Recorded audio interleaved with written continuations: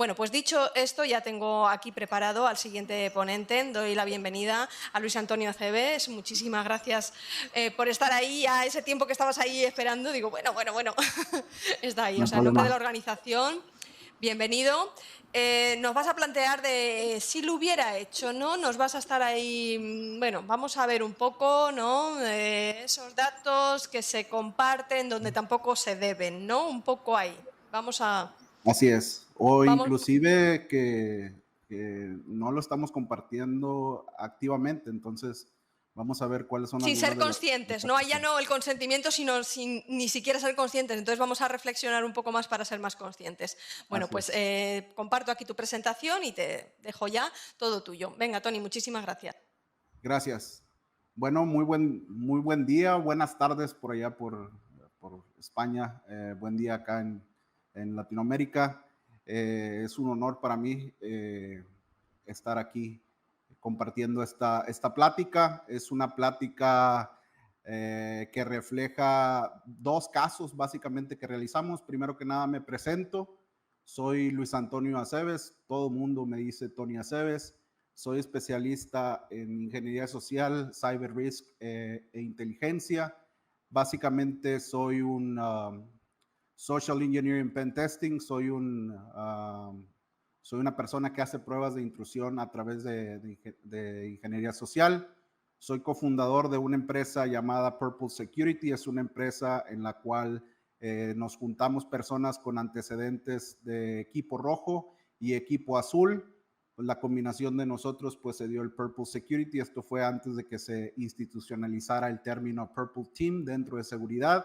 También soy fundador de la empresa o de en este momento la unidad de negocio e inteligencia e ingeniería social, donde básicamente nos dedicamos a desarrollar proyectos de ingeniería social e inteligencia. Como podrán ver, soy también bastante creativo con los nombres.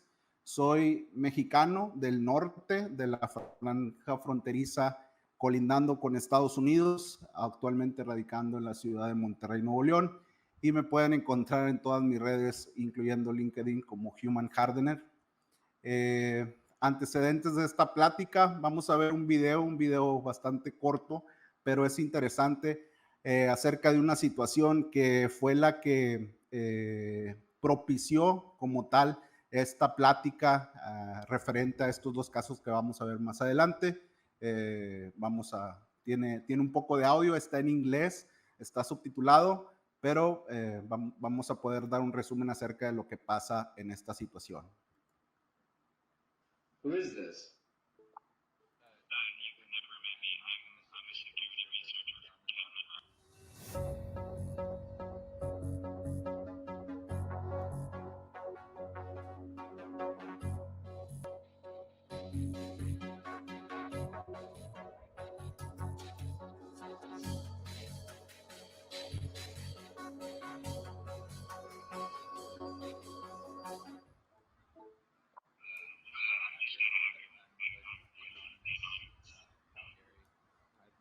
In Canada.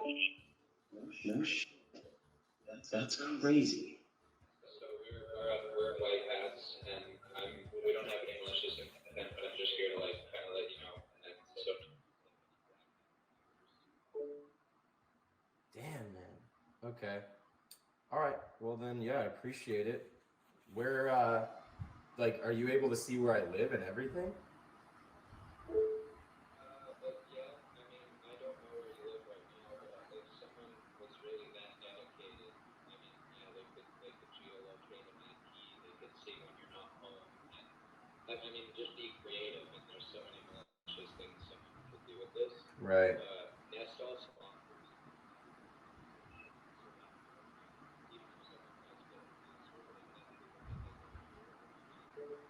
All right. Cool. Well, damn, that's actually insane. All right. Well, yeah. Thank you for letting me know, and yeah, appreciate it. You... Yeah. No worries. Thanks. Take care.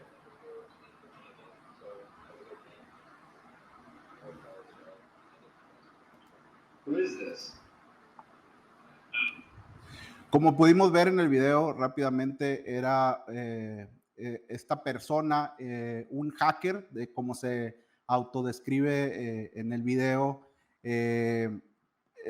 contacta al usuario a través de un dispositivo inteligente de los conocidos Google Nest, que controlan, entre otras cosas, la temperatura, luces de la casa, el video, y lo contacta. Como pudieron ver, están teniendo una conversación donde le dice que es un hacker de sombrero blanco, estos hackers que son básicamente investigadores y están buscando vulnerabilidades que puedan luego reportar. Aquí hizo un poco de intromisión con el usuario, pero bueno, también como vimos ahí, se tuvo la oportunidad de educarle un poco, ¿no? Diciendo que él le recomendaba cambiar el password y poner un factor múltiple de autenticación. ¿Por qué? ¿Qué es lo que pasa? Andando un poco más en ese video, la forma en la que pasó esto fue a través de foros, como hemos visto ya en las pláticas anteriores. Hay filtraciones de bases de datos, por ahí hemos visto, ¿no? De que comprometen desde compañías de videojuegos, compañías de software, y se comprometen bases de datos, mayormente pues usuarios, contraseñas. ¿Por qué la importancia de estos o en qué nos puede afectar? Lamentablemente somos criaturas, por no decir animales de costumbres. No nos gusta mucho el cambio, nos vamos por el camino de menor resistencia. Entonces es muy probable que nuestras contraseñas, nuestras credenciales que se han filtrado en alguna cuenta, pues las estemos utilizando en otras cuentas.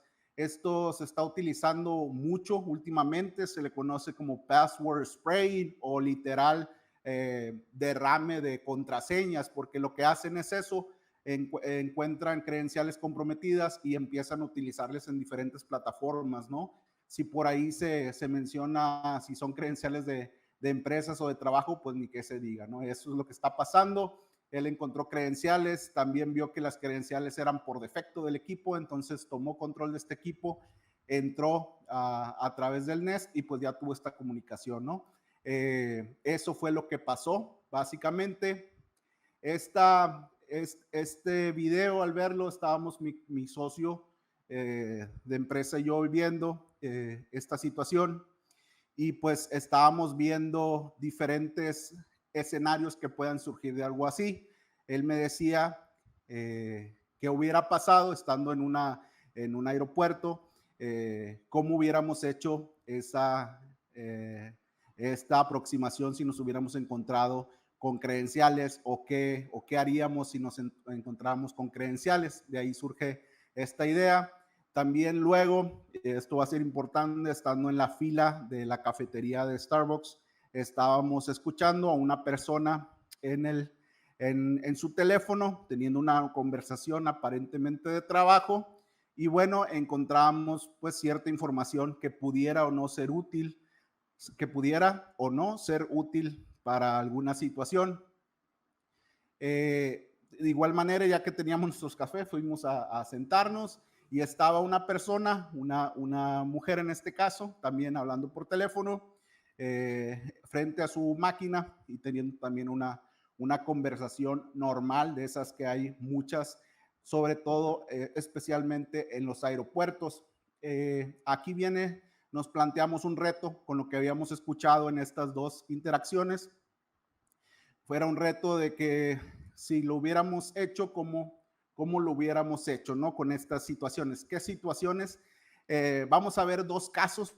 El primero de ellos, aparentemente muy simple, porque en realidad lo es, pero desafortunadamente tienen al menos tres situaciones que escalaron. Los vamos a contar al final de este reto, pero vamos a ir viéndolo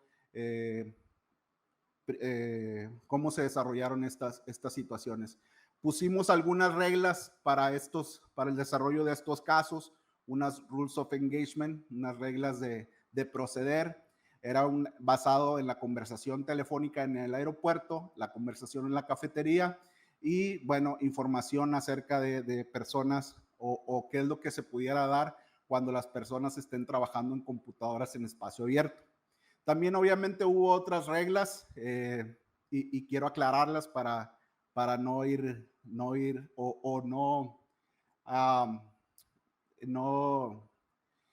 para que no se piense que se transgredió de manera deliberada la confidencialidad y la privacidad de las personas que se utilizaron. Un término que vimos ahora, digamos que para este caso la privacidad fue, entre comillas, cedida, fue prestada para esta situación, porque también, bueno, ellos obtuvieron un beneficio al conocer qué tan expuestos podríamos estar ante una situación que el proceder fue totalmente real. ¿Cuáles son las fases que se utilizaron o que utilizamos para este proyecto? En este caso, las que seguí. Primero, pues es, y digamos, cómo procedería algún agente malicioso. A grandes rasgos es algo muy parecido a lo que estamos viendo, que son, la primera de las fases es, pues, decidir cuál va a ser nuestra persona de interés, quién va a ser nuestro target. Identificación es muy importante, o por ahí en etapas de pruebas de intrusión, como ya sabemos, tal vez la fase más importante es la de recon o la de recaudación de información. Un 70% de ella depende del éxito depende de esta etapa. Para esta etapa también, perfilación, es decir, con la información que tenemos, qué podemos llegar a hacer o qué podemos llegar a obtener, y la ejecución propiamente de aquello que necesitamos hacer para obtener lo que queramos. Entonces, una vez que definimos estas etapas, les muestro un proceso específico en la etapa de identificación, es decir, con un correo electrónico, ¿qué puedo yo obtener de manera bastante rápida? Lamentablemente muy rápida. Puedo obtener el nombre, lugar de trabajo, estudios, intereses personales, aficiones, afiliaciones que tenga esta persona, obviamente sus redes sociales, si tiene algunas publicaciones también podemos llegar a obtenerlas, correo electrónico personal, números telefónicos que estén ligados o inclusive números telefónicos personales, comercios electrónicos los cuales frecuenta, localidad de residencia. Con respecto al lugar de trabajo, podemos obtener el puesto, quiénes son algunos compañeros de trabajo, cuáles son sus correos corporativos, inclusive si queremos ir más allá, qué infraestructura tuviera expuesta a esta empresa, información confidencial, proveedores, entre otras informaciones. Esto fue nada más un mapa para plantearnos la guía de qué podríamos obtener o qué metas podríamos esperar al hacer estos casos que estuvimos planteando. El primero de ellos, y les voy a dar un contexto, esto fue lo que escuchamos en la cafetería. La persona dijo la estructura de la siguiente expresión, en este caso fue cambiado su nombre para pues no transgredir su privacidad, pero el ejemplo fue el mismo. La persona dijo, lo que escuchamos fue E de Edgar como mi nombre, ¿no? Eso fue la base de lo que escuchamos.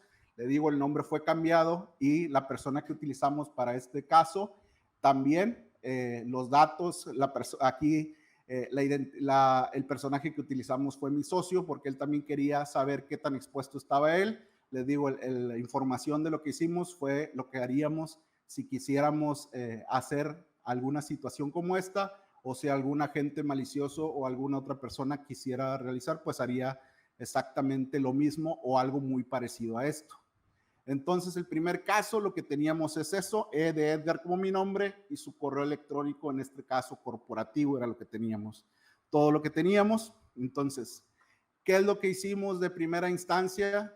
Pues lo primero fue verificar una búsqueda sencilla, ni siquiera una búsqueda avanzada, ni siquiera utilizando Google Docs, ni utilizando ninguna herramienta. Fue una búsqueda sencilla a través de Google. ¿Qué nos salió? Obviamente lo primero que nos salió fue el lugar de trabajo de esta persona, fue el lugar de trabajo, a qué se dedicaban y la información general de ella, ¿no? De la institución donde trabajaban propiamente, diferentes tipos de locaciones, etcétera. Eso fue lo que encontramos de primera instancia. Obviamente la ubicación, ya teníamos una ubicación central al menos de su lugar de trabajo, un teléfono y diferentes modos de contacto. Después, pues ya pudimos ver qué era la empresa a la cual se dedicaba. Algunos compañeros de trabajo, nos pudimos ver el puesto que tenía esta persona en esta empresa. Luego ya tuvimos una imagen, ya le pudimos ver el rostro a esta persona y una vez que ya teníamos el rostro, obtuvimos también el nombre completo y con ello pues ya obtuvimos redes, obtuvimos dónde habita, cuáles son algunas de sus aficiones, publicaciones, entre otras situaciones. Pudimos encontrar inclusive evidencia de los equipos de cómputo que realiza, algunas actividades a las cuales es afín, dónde ha visitado los últimos, en los restaurantes en los que ocasiona, los restaurantes a los cuales es afín, cuáles son las áreas en que habita, en los que frecuenta, qué tipo inclusive un poco ir viendo cómo es esta persona debido a lo que publica en sus redes, cómo es el sentir de estas publicaciones, ir haciendo un perfil de nuevo solamente con búsquedas sencillas. También vimos por ahí algunos otros correos electrónicos en los cuales tiene, algunas otras aficiones. Vimos algo también, inclusive podemos llegar a encontrar primero que algunos de los comercios electrónicos a los cuales utiliza, también qué tipo de equipo qué clase de equipo de cómputo tiene, inclusive vemos que interactúa, por ahí tiene una reseña, ¿no? Dice, muy buena, pero no queda para una MacBook Pro 15 con Touch Bar. Nos está especificando exactamente el modelo que tiene en su equipo de cómputo. Entonces, con una simple búsqueda y con una entrada que tuvimos de correo corporativo y el nombre de la persona, pudimos encontrar el nombre completo, obviamente, la empresa, compañeros de trabajo, la locación principal, dirección de oficina, el nombre completo, como habíamos dicho, intereses profesionales, hobbies, bicicleta de montaña, vimos que es bastante asiduo en este caso, publicaciones, logs, qué tipo de publicaciones realiza, los lugares que frecuenta, amistades, conocidos, comercios electrónicos a los que utiliza, inclusive qué equipo de cómputo usa, ¿no? Eso fue lo que encontramos y pues esto fue una búsqueda que no nos tomó no más de 15 minutos. ¿Cuál es el impacto de esta situación o de este caso? Lamentablemente, cuando presentamos un caso como este en una comunidad o en un grupo un poco más cerrado, nos enteramos que esta misma situación, desafortunadamente, se presenta o se ha venido presentando al menos en el Aeropuerto Internacional de la Ciudad de México y en el aeropuerto de Bogotá, en Colombia, con un modus operandi bastante similar y lamentablemente resulta en lo que se conoce como un secuestro express, en la cual en este caso el proceder fue el mismo, fue a través de engaños. Las dos personas con las cuales tuvimos contacto directo después de esto nos dijeron lo mismo, estaba yo hablando, ellos mencionaron algunas personas con las cuales yo trabajaba, de las cuales me iban a estar esperando, y con engaños los suben diciéndoles que son las personas que los esperan y bueno, por al menos los privan de su libertad por al menos entre 6 y 8 horas, ¿no? Hasta que vacían sus cuentas o hasta que logran obtener pues algo más, ¿no? De dinero conforme a las empresas con las que trabajan. Esto es un ejercicio bastante sencillo, como pudieron ver, cualquier persona lo podría lograr, es decir, las labores de OSINT o de investigación en fuentes abiertas fueron mínimas, ni siquiera utilicé para el mismo ejercicio tanto con la persona afectada como con la presentada en el caso, no utilizamos ni siquiera herramientas automáticas, fue simplemente búsquedas ahora sí que que en Google directamente. Para el caso 2 es el caso de Erika, que es el caso que surge de la llamada telefónica en la sala de espera. Para este caso utilizamos un ejemplo.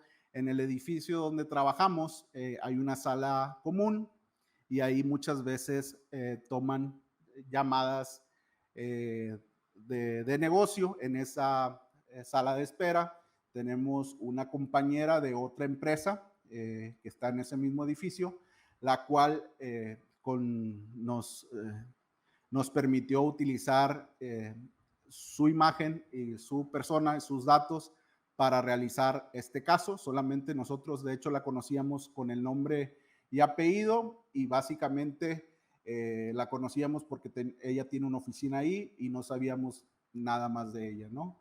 Le planteamos este caso y ella quería saber de la misma manera. Ella nos dio, de hecho, un poco más de libertad para realizar esto, un poco algo así como un Red Team Assessment, utilizando a ver hasta dónde podíamos llegar con la información que hubiera expuesta de ella. Entonces aquí, para la fase de selección de persona de interés, es Erika Costa, de la Universidad de Coahuila. Eran los únicos datos que sabíamos. Entonces, conociendo estos datos un poco más, lo mismo, lo primero, buscando información en una búsqueda general. Ya encontramos a qué se dedica. Resulta que es doctora efectivamente en la Universidad Autónoma de Coahuila, y encontramos ahí algunas otras afiliaciones, algunas presentaciones que tenía, etcétera. ¿Qué más encontramos? Pues encontramos en sí que es una profesora de tiempo completo en la Universidad Autónoma de Coahuila, es investigadora del Departamento de Biotecnología. Encontramos una foto, varias fotos ya con su imagen, ya teníamos la cara como tal, algunas afiliaciones, etcétera, ¿no? De lo que encontramos. También luego en búsquedas encontramos, pues ahora sí que todo su identidad profesional, por así decirlo. Es profesora investigador titular a tiempo completo del Departamento de Biotecnología de la Facultad de Ciencias Químicas en la Universidad Autónoma de Coahuila. Esto es en Saltillo, Coahuila, en México, en el norte. La línea de investigación biotecnología microbiana y molecular. Encontramos su correo. Este correo es su correo personal. También pues encontramos su currículum, donde ha estado, en donde ha estudiado, las publicaciones que ha realizado, las conferencias que ha impartido, entre otros datos. Básicamente todo la información de su vida de manera profesional la encontramos. También encontramos, esto es interesante, publicaciones en foros especializados abiertos. ¿Por qué es importante? Bueno, aparte de que encontramos también su correo, el profesional, el de la universidad, encontramos su nombre completo, dónde está ubicada la universidad, también en qué está involucrada por ahí en cosas que honestamente no entendemos, pero ella pedía, dice, por medio del presente me permito solicitar si alguien tiene o cuenta con algunas cepas de Xylella fastidiosa y Erwinia amylovora para una investigación. Entonces nos da más información acerca de qué está investigando y qué pudiera estar haciendo. Así es como que nos corrobora también su número telefónico. Este número telefónico resultó ser el móvil personal y su correo personal. Esto es en foros que pensamos que están dentro de unos foros especializados y son preguntas que hacemos que a lo mejor no estamos conscientes de que pues va a ser información que ya cualquiera lo va a acceder en internet, básicamente. ¿Qué más encontramos con la información de su número telefónico? Lo corroboramos y tiene el área de servicio donde ella habita. Encontramos su proveedor de telco, de telecomunicaciones, quién es, inclusive por ahí el tipo de servicio que tiene. También, ¿qué más encontramos? Al menos sé que esta página está habilitada para algunos países de Latinoamérica. No he probado con España, pero bueno, sé que si proporcionamos ciertos datos, en este caso el nombre de la persona y dónde está habitado, nos arroja la dirección del teléfono. Si ponemos el número telefónico, nos arroja la dirección en la cual habita. Esto se parece mucho a lo que antes existía como los directorios telefónicos, unos libros, bueno, para la gente millennial y centennial, había unos libros enormes, 3 o 4, donde estaban todos los números telefónicos de casa y con la dirección en los cuales. Entonces, es una base de datos que han puesto por ahí, donde también toman, obviamente de mala manera, pero está abierta esta página, y poniendo el número telefónico y algunos otros datos más, nos arroja las direcciones conocidas. Resultó que esta dirección sí es la dirección en la cual, en este caso, la doctora Erika habita. Entonces tuvimos también su dirección. Una vez que teníamos esta información, que tuvimos su dirección de correo personal, el de su trabajo, dónde radica, etcétera, lo que seguiría o lo que podríamos realizar es en la etapa de perfilación, pueden ser pues el tratar de obtener acceso a sus cuentas. En este caso, quisimos, para no comprometer más allá de la institución, puesto que no teníamos el permiso, que queríamos ver si era posible comprometer sus cuentas personales. De nuevo, todo esto fue platicado y las posibles repercusiones con ella, y nos dio el acuerdo.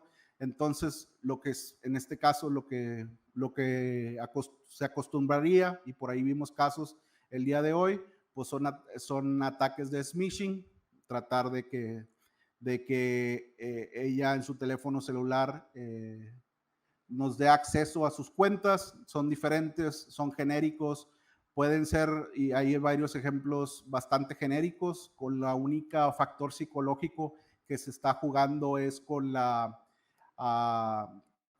el factor de curiosidad. Después, encontrando un poco más, vimos afiliaciones a unas tiendas. Entonces tratamos de enviarle mensajes utilizando ese pretexto, el de tiendas, y diciéndole que había beneficios para que si es que ingresara a nuestra cuenta, ¿verdad? ¿Qué más qué más se pudo haber hecho o qué se hizo? También se enviaron pues casos de phishing. Aquí, para los que estén un poco más familiarizados, si ven, este es lo acoplamos a su proveedor de correo electrónico, en este caso Yahoo, pero si ven, este es el mensaje, este es exactamente el mismo mensaje que envía en este caso las cuentas de Outlook o por ahí algunas legacy de Hotmail. Como no teníamos unas cuentas de Yahoo, entonces simplemente adecuamos, y una vez que se envió este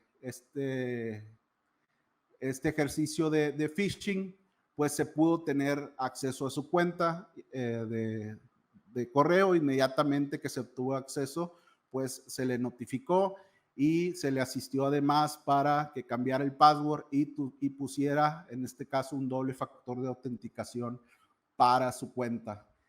Pero recuerdan que teníamos también la dirección de su casa. ¿Qué más se podía? Y teníamos carta abierta de parte de ella. ¿Qué más podríamos hacer?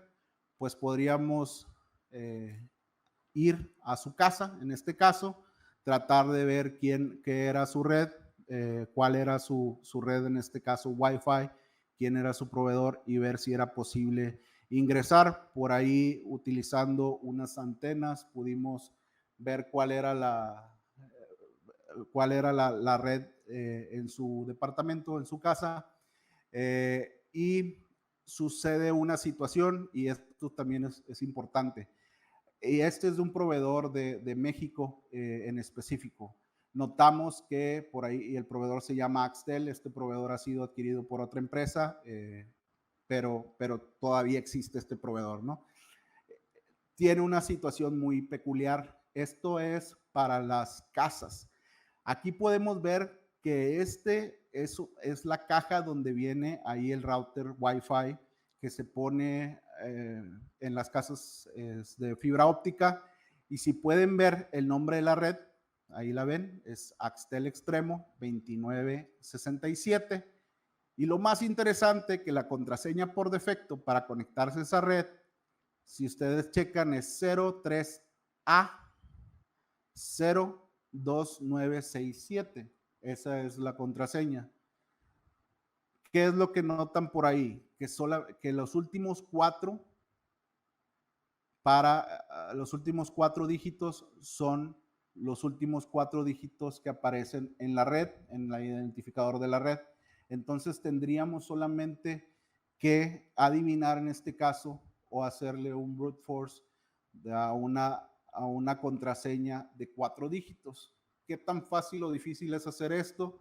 Si ustedes lo verifican en alguna página que les dice qué tan seguro es su password, aproximadamente en un tiempo no mayor a 3 minutos ustedes pueden obtener estos 4 passwords, estos 4 dígitos que les faltan para luego ingresar. Efectivamente nosotros, o en este caso un servidor logró hacer esto y conectarse a la red. Una vez que estábamos en la red, pues empezar a monitorear qué dispositivos están conectados, y también por ahí nos encontramos dispositivos que no sabíamos qué eran en ese momento, y con un poco de ayuda de internet nos dimos cuenta que eran dispositivos inteligentes.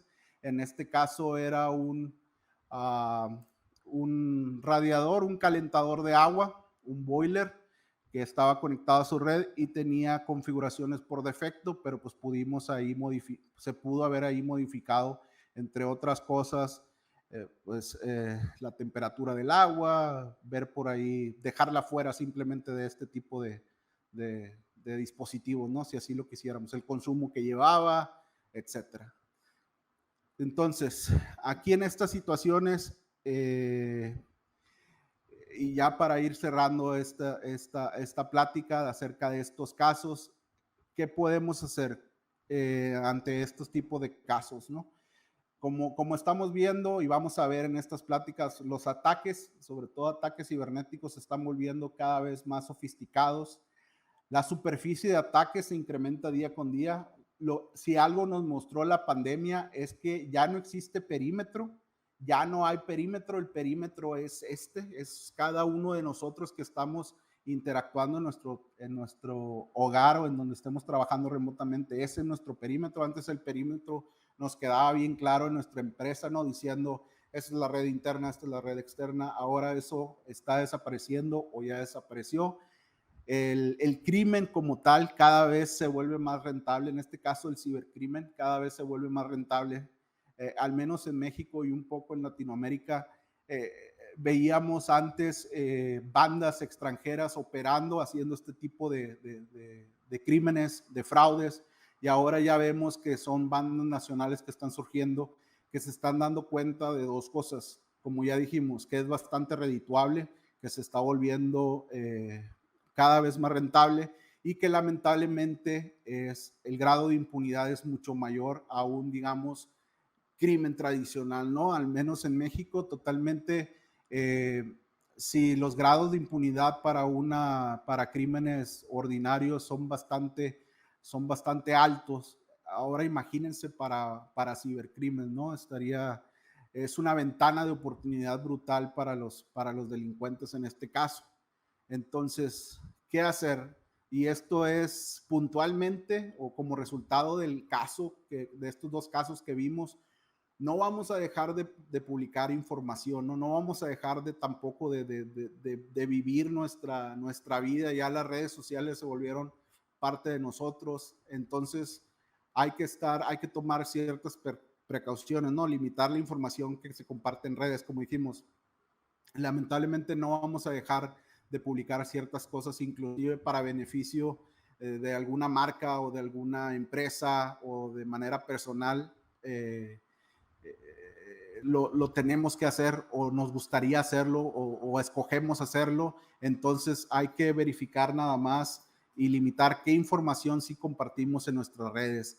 Otra situación que podemos utilizar de manera puntual a la hora que estemos en nuestros proyectos es utilizar códigos para evitar que sepan de qué estamos hablando, de qué es nuestro proyecto, quién es nuestro cliente. Entonces, utilizar códigos para estos proyectos y evitar, pues, a la manera, a lo mayor posible las conversaciones confidenciales en lugares públicos. No publicar información que permita la ubicación permanente, es decir, en casas, lugares de trabajo, lugares que frecuentamos día a día, inclusive gimnasios. Es importante en este tipo de situaciones donde es parte de nuestra rutina o de nuestro día a día, evitar la publicación de locación. No ingresar a ningún enlace o no abrir a ningún archivo anexo si no se está esperando o no está relacionado o no lo podemos verificar con alguien más. Es decir, no queremos nosotros que los usuarios o que nosotros dejemos de dar clic también a links. No se trata de eso. Sería imposible trabajar o hacer nuestra labor día a día no dándole clic a enlaces. Lo que queremos es que estemos lo suficientemente preparados para saber cómo manejar situaciones.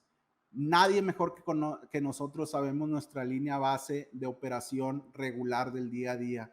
Por eso, si recibimos un mensaje extraño, raro, si nos ganamos algo, pues es algo en lo cual nuestra antena debería de alertarnos y decir esto está extraño. Si recibimos un correo demasiado bueno para ser real, no es real simplemente, ¿no? Si nos ganamos algo si nos ganamos un sorteo en el cual ni siquiera ingresamos, definitivamente el precio somos nosotros. Entonces, si recibimos algo que no estábamos esperando, pues lo que hay que hacer es contactar a la persona que nos envió y preguntarle si sí, qué es eso que estamos recibiendo y si sí lo deberíamos de recibir. Entonces, simplemente hay que estar pendientes de todo aquello que sale fuera de la operación normal, del baseline que nosotros tenemos en nuestro día a día. Cambiar configuraciones por defecto de los dispositivos conectados a nuestra red de casa. Esto sí es importantísimo, incluyendo el router. No dejar esta información por defecto y utilizar algo tan sencillo y que nos va a quitar demasiados dolores de cabeza es la utilización del doble factor de autenticación o el factor de autenticación múltiple, aquel como Google Authenticator o Microsoft Authenticator. Es como el token del banco, exactamente. Se lo ponemos a nuestros correos en especial, a nuestras aplicaciones más importantes. Lo habilitamos y esto nos va de primera mano nos va a cuidar que inclusive si por algún descuido proporcionamos nuestras credenciales, aún así no se tenga acceso no autorizado a nuestras cuentas, ¿no? Otro punto, ¿qué más vamos a hacer? Como ya comentamos y como estamos viendo en este tipo de pláticas, la vida, y en este caso la vida, el cibermundo, por llamarlo así, ya es parte de nuestra vida y nos está haciendo más fácil. Nos tenemos que hacer más fuertes nosotros. Parte en algunas, con la nueva unidad de negocio, una de las líneas es ayudar al usuario a enfrentar este tipo de retos en ingeniería social, no solamente de phishing, de vishing, sino también otro tipo de manipulaciones, incluyendo el hacerse pasar por otras personas, etcétera, el envío de paquetes que no esperes. Todas estas situaciones está basado en algo que yo le llamo de un usuario a un cyber warrior, ¿no? A un ciberguerrero. Y es algo que corresponde a lo ya conocido como el viaje del héroe, ¿no? Aquí primero estamos en un ámbito conocido o que ya sabemos, entonces nos tenemos que enfrentar a estas situaciones, pero no lo podemos hacer ni solos ni sin ayuda de alguien más, y en este caso incluyendo la tecnología, ¿no? Hay que encontrar aliados, no podemos estar solos, nuestros usuarios no pueden estar solos, hay que tener controles tecnológicos que nos aporten o nos ayuden en caso de que nos puedan engañar, porque somos humanos y en algún punto hemos caído o vamos a caer en una situación de ingeniería social. Entonces, ¿cómo debemos de llevar al usuario? Pues es a través de alianzas, de mentores, obviamente proporcionándole apoyo, como ya dijimos, con apoyo tecnológico, con cuestiones sencillas como el doble factor de autenticación, pero también con herramientas tecnológicas un poco más robustas, ¿no? Con filtros de spam, protecciones de correo electrónico, etcétera. Es decir, tiene que ser un conjunto también con controles administrativos que soporten esto, con políticas y también algo que es crítico. Nos tenemos que enfrentar al dragón, es decir, tenemos que hacer pruebas y entrenamientos activos a nuestros usuarios controlados. El hecho de que veamos un video o veamos algún training en línea y le demos clic, eso no nos va a generar un cambio, un impacto, a tenerlo en pruebas constantes, que se enfrente en este caso, situaciones de phishing controlado, de vishing controlado. ¿Para qué? Para que la experiencia sea también placentera, que este cambio sea parte también sea parte de la cultura de la empresa.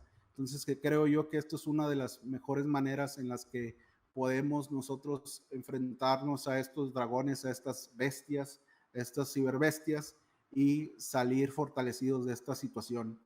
Y bueno, de nuevo, muchísimas gracias por su atención y por haberme invitado a esta segunda edición. Todo un placer para mí. Me pueden encontrar a través del correo electrónico toniaceves@pm.me o en todas mis redes como Human Hardener. No sé si tengan algunas preguntas por ahí. Bueno, Tony, muchísimas gracias. Desde luego, o sea, esos consejos que no por repetidos, porque se repiten, pero la gente, ¿cómo nos cuesta tanto? ¿Cómo les cuesta tanto a los usuarios en general aplicar cosas tan básicas? O sea, luego has dicho, no de las básicas, sino ir más allá. ¿Cómo nos cuesta para preservar un poco todo, ¿no? Yo creo que uno de los caballos de Troya es esa configuración por defecto que la gente, por comodidad, por desidia, por desconocimiento, no sé por qué, no cambia las cosas que vienen por defecto. Abre una red social y tal cual le viene, pues no pone otras cosas, no cambia más que la foto, el avatar, si estoy bien así, asá, eso sí. Lo demás no, seguridad no, el router, mil historias, ¿no? Todo esto nos cuesta muchísimo. Así es, sí, son cuestiones que lamentablemente desde hace más de 10 años a la fecha siguen siendo efectivas.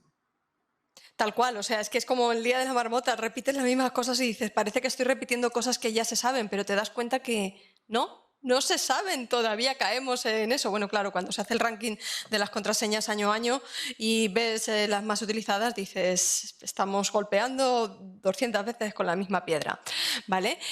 Mira, desde YouTube nos estaba preguntando Juan Osorio, ¿vale? ¿Cómo manejan la gente? Quiero entender que sería encubierto virtual.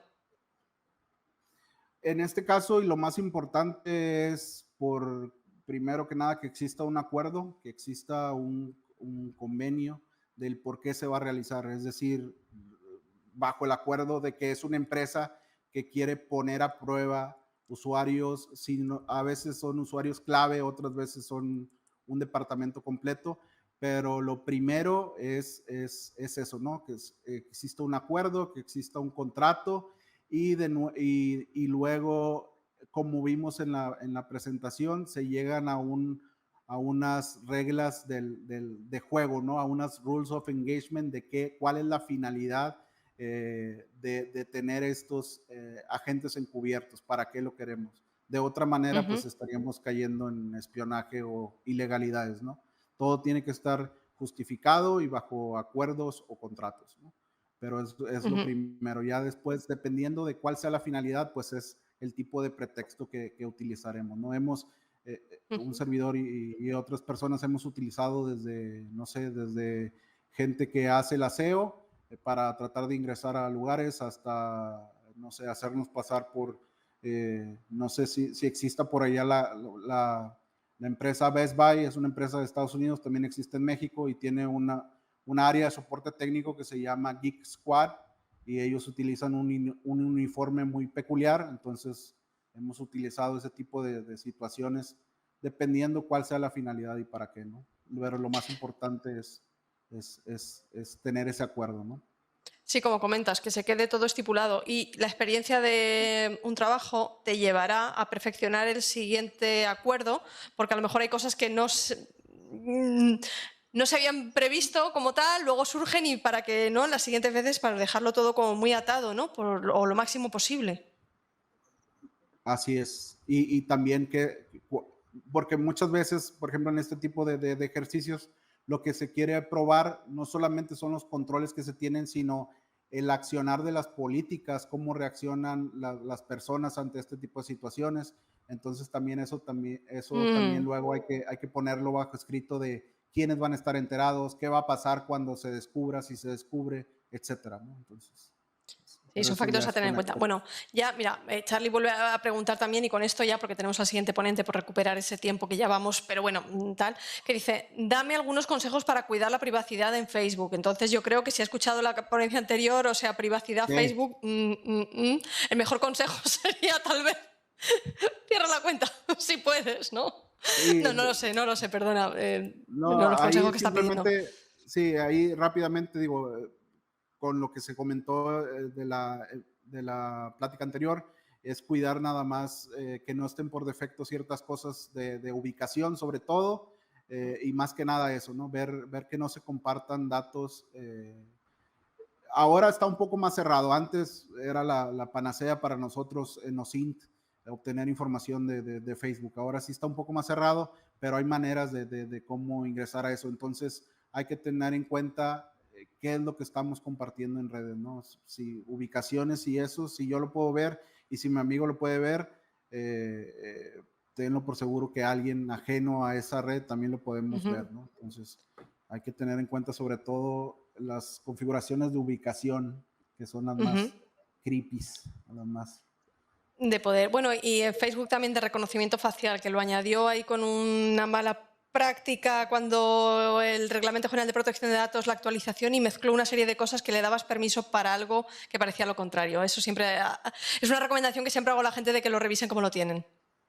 Sí, pero eso también, y eso es importante, esas son aplicaciones terceras de Facebook. Hay que tener mucho cuidado con eso.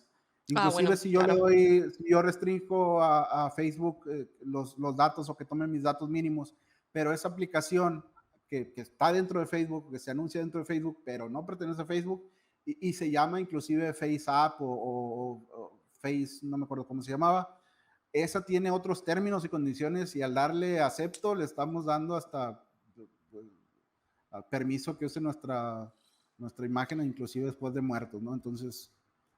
Tal cual, por esa falta de leer.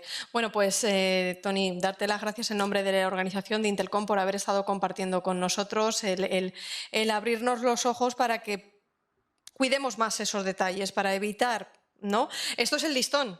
O sea, siempre se dice, la concienciación hace falta que digamos a la gente que cuide estos aspectos, pero cuantos más aspectos se dejen abiertos, también para los investigadores y analistas les dejan mucho más datos. Claro, sí. Si lo damos desde privatiza tus cosas, desde la otra dices, los malos, cuanto más abierto lo dejen, nos van a dar más información y todo eso, pero sí. Así es que, lo dicho, desde el nombre de la organización, muchísimas gracias por haber estado aquí compartiendo con todos nosotros.